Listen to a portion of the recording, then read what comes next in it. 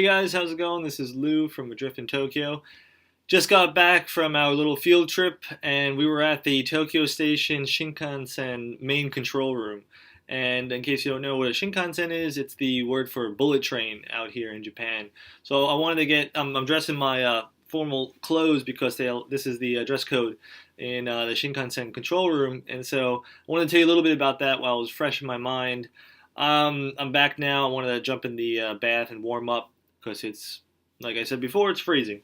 So, a few things. I was really excited about this meeting to go to the control room because, for one thing, as I mentioned in my last video, this control room is not publicly advertised at all. You know, it's not open to the public. It's kind of a secret place, and they actually don't want us talking about where it's located. The public knows it's in Tokyo Station, which is a huge station, so it doesn't really help anybody. But suffice to say, it's not as cool as you'd think. There's no like moving walls or candlesticks that you have to pull on to get into the control room. But all in all, a really cool visit. I've got a few goodies over here that I wanted to show you guys. We got a few takeaway gifts. So if you don't know, these are the bullet trains themselves. So this is the typical N700 series. And this one is the kind of, I think it's the newest concept of the Shinkansen. So these are the bullet trains, and it's called the Central Japan Railway Company. And so when we talk about bullet trains, the easiest way I can think of it is, you know, if you're going from New York to Washington, D.C., it's about, I'd say, 230 miles, 500 kilometers or so. And imagine going that distance in 2.5 hours by train going like over 100 miles per hour. So really cool information. So I was thoroughly impressed with the way they turn over these trains. They have cleaning crews made up of these kind of cleaning ladies. So it's just these somewhat elderly women, probably like in their 50s or so. These bullet trains going every 10 minutes, and a train comes to the station. Passengers have to come off. These cleaning ladies have to go in, clean the train, remove all like pieces of cloth that are on the cushions, the seats. There's some cloth decorations that you can rest your head on. They have to remove those. They got to turn the chairs around. They got to make sure there's nothing spilled anywhere. They got to make sure there's no crap underneath the seat. They do all of this in all these different bullet train cars in less than 10 minutes. They get out of there, the new passengers come on, and the bullet train takes off. So these trains, I mean, every 10 minutes, imagine every 10 minutes there's a train shooting out of Washington, D.C. to New York, and you could be there in like 2.5 hours. It's pretty amazing. So they've got a huge amount of pride and respect for their work and for each other, and they're able just to get it done. Trying to think here. Here's a few more pictures from the Shinkansen series. Let me get this in front of the camera here. Sorry, I didn't have anything to drink, I promise. So you got the N700A series, which is the newest one, and N700 series in the middle, and then the Series 700. Just different types of bullet trains, and they talked about, you know, how the train operators could talk with the control center and how there's like a different group of people taking care of the passengers. You have the power controls, make sure that's running well. You have all these different sensors. You know, I had a question a lot about why would you want to ride a bullet train in Japan and it has some of the highest amount of earthquake frequency. Well, they talked to us about this system, this sophisticated system called Terra S. They have all these different detection points along the Shinkansen bullet train line itself. If there's any earthquake, it instantly trips one of these sensors, sends a signal directly to, I'm guessing, the Shinkansen control center, and that sends it instantly to the train to cut the power. And the train brakes safely. And try to guess, the Shinkansen, the bullet train, was first started in Japan in 1964. I want you to try to guess how many accidents, meaning derailments, or fatalities have occurred on the Shinkansen travel.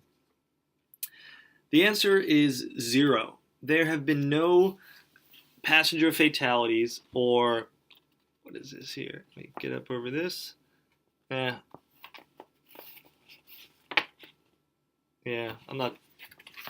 I'm tired. No derailments, no passenger fatalities, nothing in 48 years of service. That's amazing. So they've had a very. I mean, there's been numerous devastating earthquakes and other natural disasters, whether it be typhoons or whatnot, and they haven't had any derailments or fatalities. So that's fantastic. Train punctuality. Try to think of, New York subway systems, DC Metro, Boston, whatever. What would you say the average delay is for those trains? Minute, plus or minus a minute, plus or minus 2 minutes, plus or minus 5 minutes, whatever it is. The average delay of a bullet train, not a subway train, but a bullet train, is 30 seconds.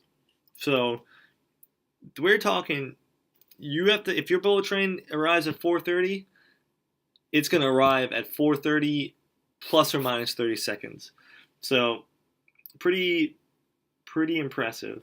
The other interesting thing is when you walk into this room, this control center, there's this picture on the wall, and you're looking at it, and it looks like a kid just went up to the wall and started drawing like crisscross diagrams, like they're just in different colors, kind of crisscrossing, and you're like, what the hell is this? And this is what the picture. This is a small picture of what we saw. This is the manually drawn. I'm sorry, I'm gonna move it out a bit. This is the manually drawn train schedule.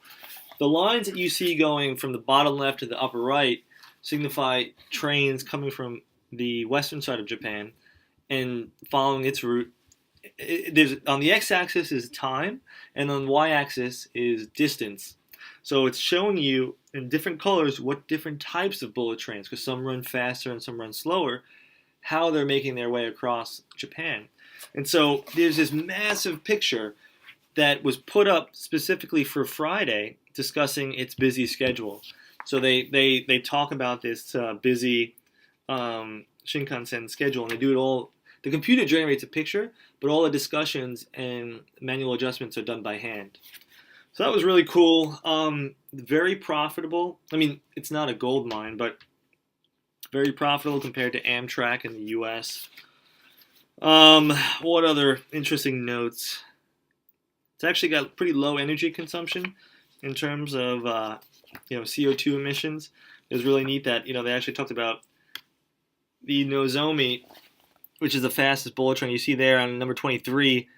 It's got 12 times less CO2 emissions between Tokyo and Osaka for the airplane. That may be biased because I think it's such a short trip for the airplane that it's not reaching like its optimal efficiency, blah, blah, blah. So I'm guessing if you would do it over longer distance, the airplane would maybe get closer to the efficiency of the train, but it's still pretty good. Check this out. They're so interested in track maintenance. I'm going to put this over here. Maintenance system with Dr. Yellow. You see that yellow train off to my left? That yellow train, it goes on the Shinkansen tracks periodically, and its sole function is it's got a bunch of engineers and technicians in the train taking measurements, wind measurements that hit the train,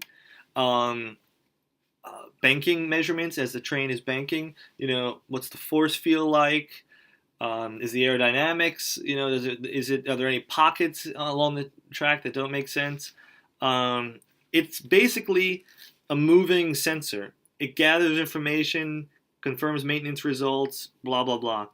So that was really cool. They actually have a train that they ride like once every 10 days along the tracks to make sure nothing has changed significantly on the tracks or on the route it takes. So I thought that was really cool. So all in all, if you get a chance to come to Japan, highly recommend. You got to take the bullet train one time. It is an amazing experience. It's one of my favorite ways to travel, and I've never ever I've been to Japan many times for business, and I've never taken a domestic flight in Japan. I've always taken the bullet train. So I'm really a huge proponent. I don't know if it's higher or lower than my love for Wegmans, which is a food chain back in the U.S. They've got simulators. They've got they've got a rail. I got to go to this place. They've got what is this here? They've got a maglev and railway park where you could probably play and look at Shinkansens. Yeah, it looks cool. That's in Nagoya. I might have to go to that. So, all in all, really neat trip. It was less intense than I thought, though. People had everything under control. People weren't running around. It did look like a NASA space station, though. You had the control boards up on the wall. You had people down in the bullpen rising up to the back where the manager sat, and they all kind of like were talking and keeping in touch with what was going on the control board. So very much like a central command center type feel. Yeah, and if that wasn't impressive enough, this made me laugh. They have overseas businesses. Let me move this over here. They have a restaurant in London that apparently is, I don't know if it's well known or not, but they do teppanyaki, which is a type of grill for meats and seafood and whatnot. So, yeah, so that was really it. All in all, very impressed with their operation.